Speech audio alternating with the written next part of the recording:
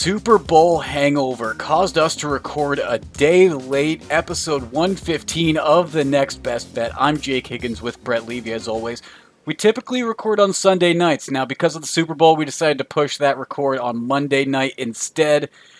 Didn't help me at all, Brett. I went 1-7 in episode 114, including losing all of my NFL bets. That is not how I saw that game going at all.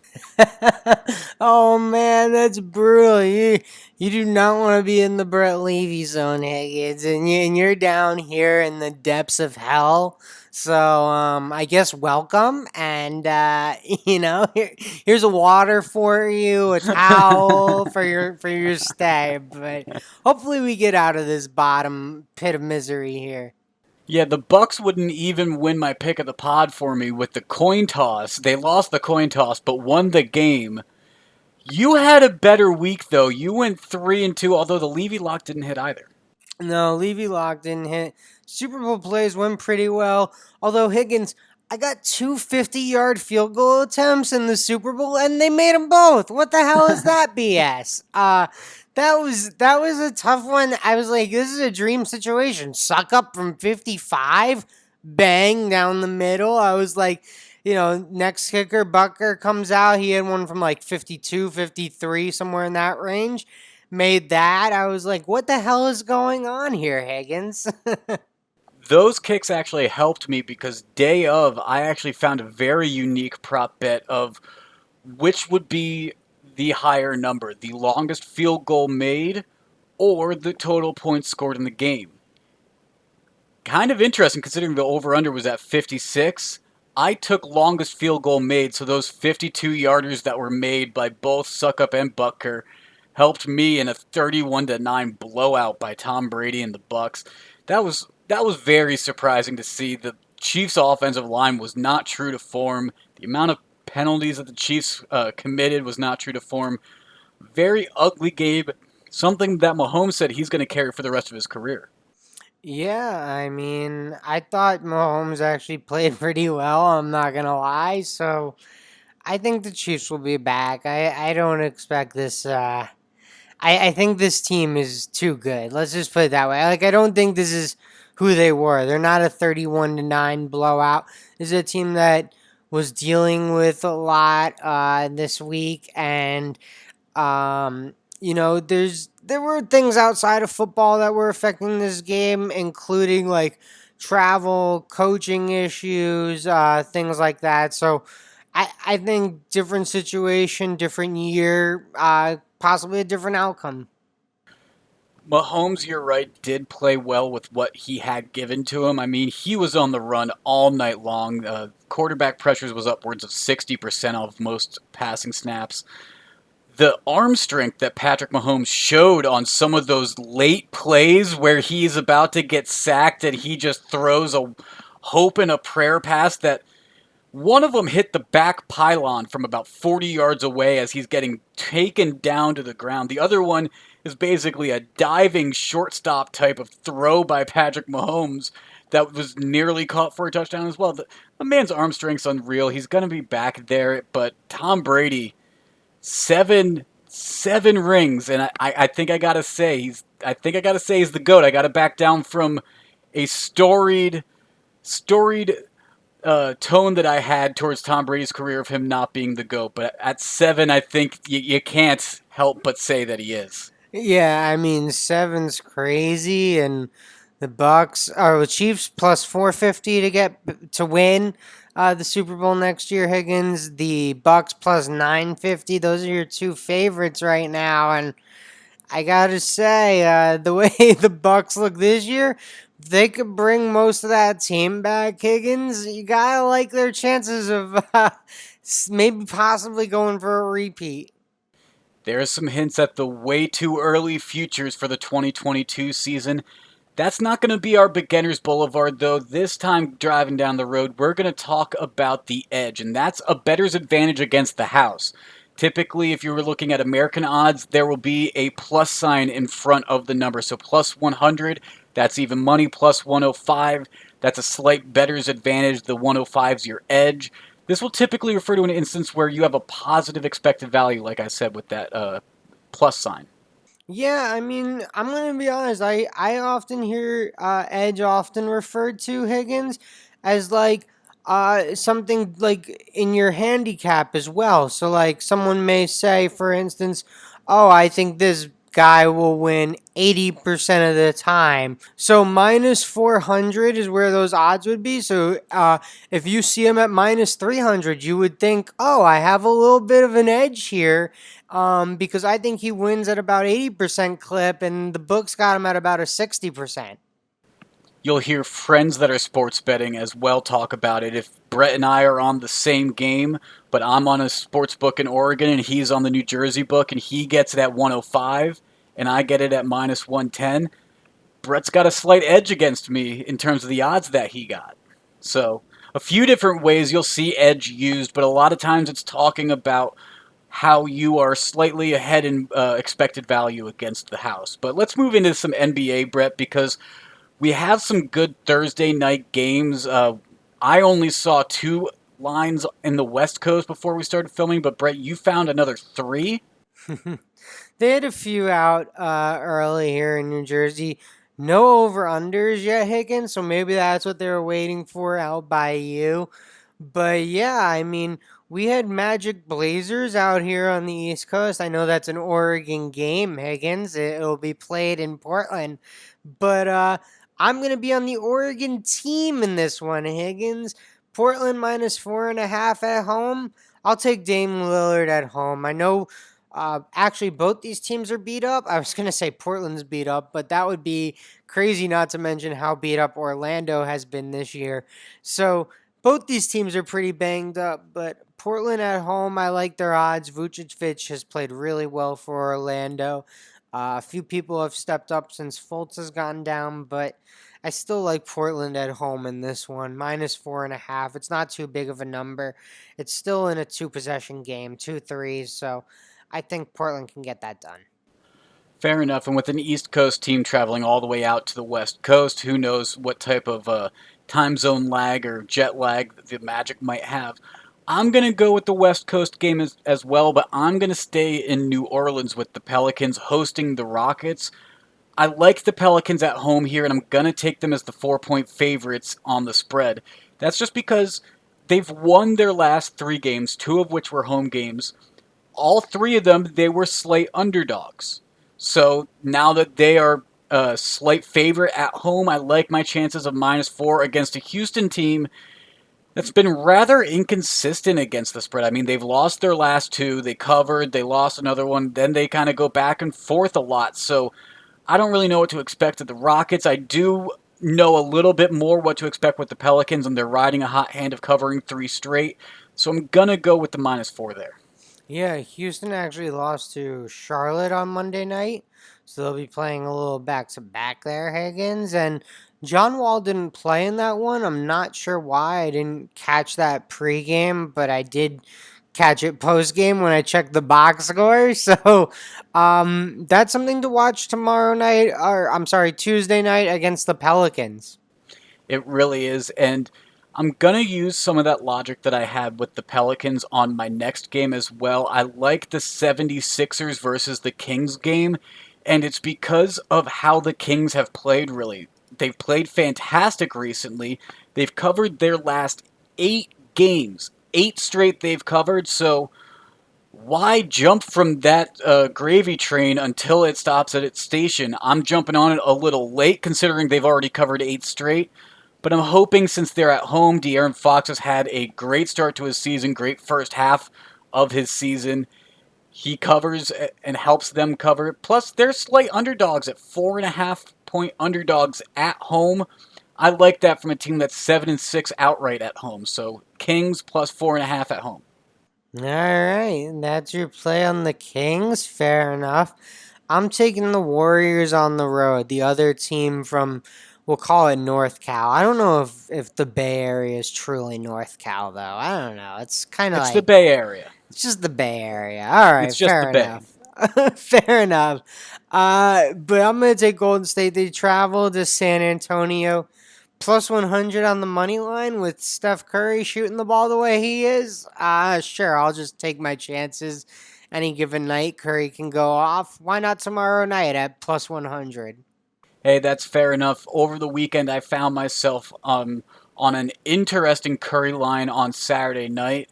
There was a special that was Curry scores at least 35 points and Golden State wins against the Mavericks plus 600 odds. I liked how Curry had been playing recently, so I thought he had a big game in him potentially, especially against a Mavericks team that has struggled a lot recently. Curry goes out there and scores 50. Barely lost the game though. Barely lost the game. It was so close. I was pulling hard for it, but Curry did his part, and he's showing that he still has that stroke from beyond the arc that he was known for before the Warriors super team became the narrative out of Golden State. Yeah, I mean, he's a two-time MVP for a reason, Higgins. Absolutely, the man can make shots regardless. Let's jump into some college basketball though, Brett. We don't have a ton of lines on Monday night into Tuesday. There's a fair amount of interesting games on Tuesday, but Brett, really the story is what came out on Monday morning. Um, Miami Hurricanes versus UNC. That was a game that was supposed to be played on Monday, 2 hours before tip off. That got postponed in part due to some student reporting from Chapel Hill. Yeah, pretty cool. Good for the Daily Tar Heel getting some national publicity here. They broke a story, Higgins. Basically, two players were seen partying without masks, and Miami's coaches or athletic director Higgins, brought it up to UNC, and they both teams decided they weren't comfortable with the game going on tonight, and or on Monday night. Excuse me, we were recording on Monday, so I apologize, but it's definitely an interesting story to watch because this was not canceled because of positive tests. This was simply canceled because players were seen maskless around other people that are not in the quote unquote bubble of these student athletes. Breaking protocol, breaking procedure is a lot of what it is. We'll see with contact tracing if anything ends up coming from it. Those are probably a few days down the line. That video is reportedly from Saturday night of the players celebrating after their big win over Duke. Duke playing a big game on Tuesday night against Notre Dame. Neither of us are going to be on that game, but Miami UNC, that's not the only postponement news that we got either. Baylor announced they're postponing 3 of their games, including 2 games against West Virginia. They already had 2 games postponed earlier this week, so that's going to make 5 straight for the Baylor Bears, who are an undefeated team, one of the top ranked teams in the nation, but they have had their own struggles to deal with as well. Yeah, I still think we'll see them in the Final Four, Higgins. I'd start reserving some hotel rooms if I was the Baylor Bears. I agree. That's a very, very strong team, top to bottom. Let's get into some of our games for Tuesday night, though, Brett. I mentioned that Notre Dame and Duke, they're playing. I don't necessarily have a read on that game, though, partly because of how that UNC Duke game went. That's going to have me stay away. The ACC has just been weird in general. I do like an SEC game, though. Alabama has been fantastic for me. Since Alabama won the national championship, I've bet on them a few times, and the Crimson Tide has taken their momentum from the football field right onto the basketball court. They're having a great season at 15-5, and they're 12-7 against the spread. Facing a South Carolina team that struggled to stay on the court, they're 5-7 overall this season, 3-5 in conference, and they're 5-7 against the spread as well. So the games that they win, they win. The games that they lose, they lose. Alabama only -7.5 in this game. I understand they're on the road, but 7.5 point underdogs from a Crimson Tide team that's having a really good season against a South Carolina team that hasn't been able to get a rhythm going because of these postponed games and rescheduled games and everything. Give me Bama in this one. Give me Bama on the spread -7.5. Yeah, I think I would lean that way as well, Higgins. It feels like some of these Bama players are finally living up to that potential that people saw in them over the last few years. John Petty's really playing well. Herb Jones. I'm trying to think. Quinterly is the other one I was trying to think of. So they've got guys that are really, playing up to their level and their potential, which is helped them this season. And Carolina's struggled. This has not been Frank Martin's best team. Lawson's still a great player, but it's really tough to win when you've only got one guy as good as the SEC is this year. And Bama, with as good as the SEC is, Bama's 10-1 in conference play, has a 3-game lead in the conference standings. I don't expect a South Carolina team that, like I said, at 3-5 in the SEC, hasn't posed much of a threat to a lot of these teams. So Crimson Tide's where I'm going to go with that one. Some other games to note, I mentioned the Notre Dame Duke game. Ball State versus Central Michigan, that was another line that we had out as of Monday night. Ball State's a 4.5-point favorite. VCU Dayton, another interesting game between two mid-major programs that we've seen both of those appear in the March Madness dance. Yeah, we've definitely seen those teams appear recently.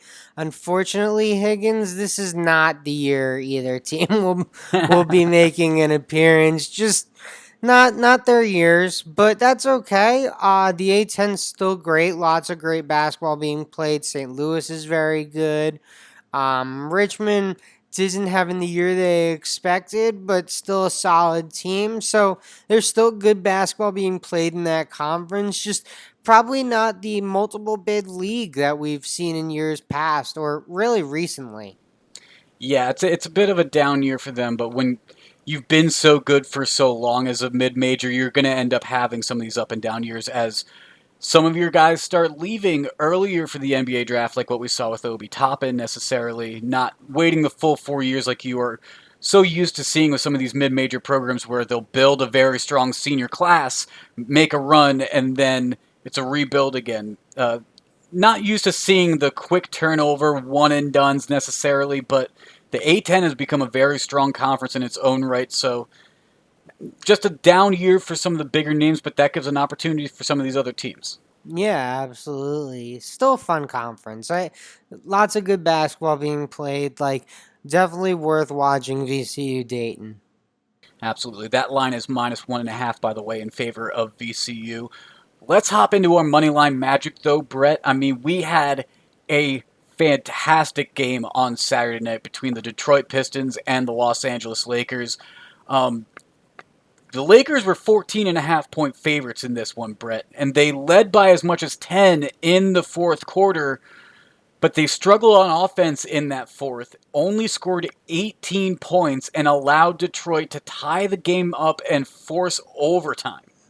Yeah, the momentum was entirely with the Pistons as Detroit grabbed the lead early in OT Higgins, but the Lakers hung around and a dunk by AD with 18 seconds left sends the game to double OT. Yeah, quick note because we've mentioned him a few times. Our boy Jeremy Grant, the Syracuse guy, had a great late half of OT in that first OT. Mason Plumlee for the Pistons, a great first half of that overtime that for the Pistons. But you said it, Anthony Davis, a dunk with about 20 seconds left, forced second overtime, and again Detroit still kind of had that momentum because they led for much of OT, but then LeBron can decide to end a game whenever he wants, and he kind of proved that on Saturday by just saying, "Guys, I'm tired. It's time to go home." So he goes, makes a layup, takes the lead with about 2 minutes left, then makes a three to extend that to four. Both teams trade 2 points, lead still at four. Then LBJ makes another three-pointer to extend that lead to seven, and literally it was just a guys, it's time to pack up. I'm not doing a third overtime. He even mentioned as much in his post-game press conference of just I didn't have it in me. No, he said it was time to go home. He had a bottle of wine he was ready to open. He was ready to unwind, watch the Super Bowl. So I get it. I get it, LeBron. I'm with you. It's time to go home. He said game. Yeah, he hit the clutch three-pointer that extended that lead to seven, and then some great down the stretch free throws by Dennis Schrader sealed the victory 135-129 on Saturday. I mean, A far stretch from a 14.5 point spread, though, Brett. The Lakers were supposed to handedly take care of Detroit. Detroit's been the thorn in the side of a lot of teams when it comes to covering spreads, too. Yeah, I mean that kind of makes sense because they've been so bad, right? So the spreads are probably big and they're Mm-hmm. probably not as bad as their record is. Like there's probably a few bounces that go a different way in the game, like maybe they have another win here or there. So the truth is teams in the NBA there's a few bad bounces that go each way and sometimes that affects close games, but Detroit will probably get on a run where they win two or three in a row and come a little bit back towards that mean. But I guess it makes a little sense, right? When teams towards the bottom of the standings are a little bit better against the spread because the spreads are probably bigger. Yeah, Detroit is 5-18 on the season. They are 12-10-1 against the spread. They're 5-5 covering the spread in their last 10 games, all of which were underdog covers, by the way. They won 2 of those games. Still lost 3 of them, but if you're looking at a line that Detroit's playing, don't get caught by that 5-18 because they may lose a lot of games, but they keep it entertaining, something to stay aware of. Yeah, I mean, Higgins, they're NBA players. They can put the ball in the hoop. They all probably average 30 at some point in their life. Absolutely. They all got the talent, that's for sure. Let's move on to our ad for this episode. A new year brings a new beginning for all new listeners that own a business. I want to tell you about FedEx Office. If you are just starting or have been running your company for generations, FedEx Office gives you the best way to print marketing materials, posters, signage, graphics, and so much more. With FedEx, creating, editing, saving, and ordering are fast and easy. We are teaming up with FedEx and Podgo to bring our listeners 30% off your next order of $100 or more at podgo.co/FedEx. That's podgo.co/FedEx for 30% off your next order. FedEx, the world on time. And Brett, we may need to use some FedEx Office for some NHL sweaters because that's what we got talking right now. A big hockey night on Tuesday. We had, I think it was 7 lines as of Monday night. Plenty of games to talk about. Where should we start? Let's start with your boys, Higgins. Your Flyers take on the Capitals, and that's always fun to talk about Ovechkin and Giroux. Yes, I like this game. I have 2 NHL plays in this podcast. This isn't my favorite play of the 2, but I love the value here at -1.5 on the puck line at +197 against the Capitals. This game is in Washington, but the Flyers, they've just been playing so well recently, and they actually beat Washington in Washington on Sunday by a score of 7-4. So it's not like they haven't beaten them in a multi-score game recently. Something to keep a note of when you are betting puck line is how often is this team actually winning by multiple goals, or are they keeping it close? The Flyers, they've been winning pretty well, and they've been making sure to play till the whistle, play to the very end. So getting a 7-4 win against Washington on Sunday, it's kind of influencing my decision, but the +197 basically at +200, that also plays a big part in it, so you're going to find me with the Flyers as well. Yeah, I mean, and plus you're a Flyers fan, so why not sprinkle a little on that -1.5 there, Higgins? Especially since the Flyers have no one listed on their injury report right now. The Caps have 5, including Evgeny Kuznetsov, who's on the injured reserve and is out for the foreseeable future. The other 4 guys, they're all listed as day to day, so you don't know if they'll actually play on Tuesday or not. But I'll take a fully healthy Philadelphia team against a Washington team that's already getting a little battered and bruised. Yeah, definitely. Plus, in the NHL, the injury reports, no one knows anything. Lower body injury, upper body injury. I It's don't know. vague. It's very vague. Something with his arm, maybe. I don't know. Yeah, exactly. So, very vague on the injury reports. I'm gonna find myself on this Blackhawks Stars game, Higgins. I'm going to take the over 5.5 goals here. I like it because it's only 5.5. So 3-3 game with some overtime. I hit that over, and everyone goes home happy. And Vegas thinks this one's going to go over, or I guess New Jersey, because I'm laying a little extra juice here at minus 115. But I'm okay with that because I'm like, it feels like a low over under, but at least I'm on the side with the house here.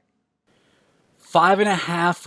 I like overplays on 5.5 point games because, like I've mentioned a few episodes, the newer NHL is built for more goals. It's supposed to try to be more exciting. There's supposed to be more opportunities for goals. Now, do the Chicago and Dallas's most recent game reflect that? No, Dallas won 2-1, so maybe that's why it's at 5.5 this time around. But you know what?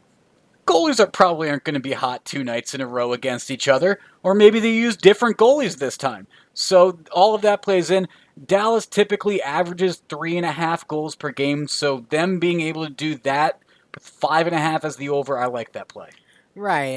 I'm taking my shot here. I'm saying Dallas is one of the better teams in the league, Higgins. They can put the puck in the net. And maybe Chicago keeps this one close, and that means they have to score a few themselves. Absolutely.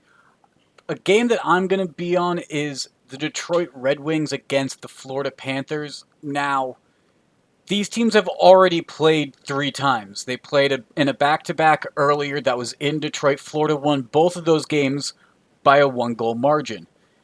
Then they played most recently on Sunday. Detroit won 4-1. That should incentivize Florida to come out on Tuesday in a game that's in Florida with a little bit of an edge. Make sure that they don't steal both home games from you like you stole from Detroit. So I think Florida's going to win this game, and Florida overall has covered some of their games by multi-goal wins. So I'm going to take Florida minus 1.5 at plus 111. I mean, the value's not fantastic. I don't like the value as much as I like the Flyers, but I think this is a smarter play than the Flyers against the Capitals. I mean, Flyers Capitals, that's a much tougher game. Two very good teams. This Detroit Florida game, Detroit's 3-8. Florida's 6-1. Florida should win this by multiple goals. So I'm fine with losing some of that value there. Vegas seems to agree by covering it, not giving nearly as much value on it. Yeah, I think that all makes a lot of sense, Higgins. But here's the biggest question of the night. Who goes first in our Levy Lock pick of the pod? Because that is just a disaster. Well, I think it has to be you. I think it has to be I, you because I I'm mean, 2-8. I I'm mean, 2-8. what are we doing here? Just fade these, and as soon as they come out of our mouth, just click fade. Yeah, it's you. I'm 2-9. You're 4-7. You've got the winning percentage over me, so you get to go first. Are we calling it a winning percentage? I don't know what we're Losing calling percentage, it. whatever. All right. I guess go hit that Blackhawks Stars under and you get it at minus 105 value because my Levy lock is the Blackhawks Stars over at minus 115. The over under is set at 5.5 in this one. Higgins, you took my favorite stat, which is the Stars average 3.5 goals. So I think the Blackhawks can keep this one close. Plus, all their big goal scorers are still healthy. They do have a few injuries. I just double checked, but none of the big goal scorers. So I like this one to hit the over here. You mentioned it was a little low scoring the last time these two teams met. Maybe these guys get hot this time.